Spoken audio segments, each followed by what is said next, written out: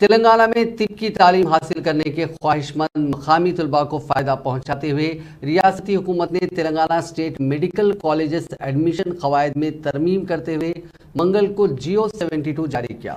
جس کے ذریعے تعلیمی سال 2023-24 سے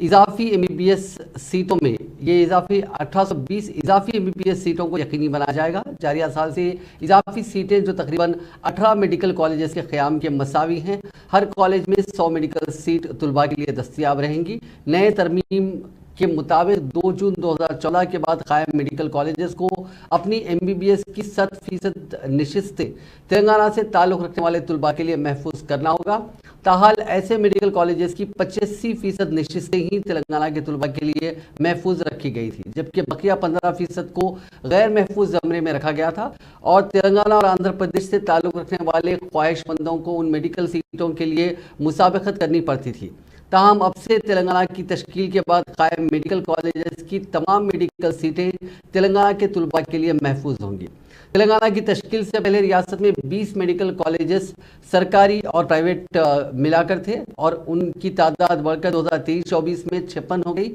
اسی طرح سال 2014 سے پہلے MBBS کی 2850 سیٹیں تھیں، جن کی تعداد میں اضافہ کرتے ہوئے سال 2023 میں سرکاری اور پرائیویٹ میڈیکل کالجز کی سیٹوں کی تعداد کو 8340 کر دیا گیا۔ وزیر صحت ہریش راؤ نے کہا کہ وزیر اعلیٰ چندرشیکھر راؤ نے یہ قدم اٹھایا ہے تاکہ اس بات کو یقینی بنایا جا سکے کہ تلنگانہ سے تعلق رکھنے والے مقامی طلباء ڈاکٹر بننے کے خواب کو شرمندہ تعبیر کر سکے۔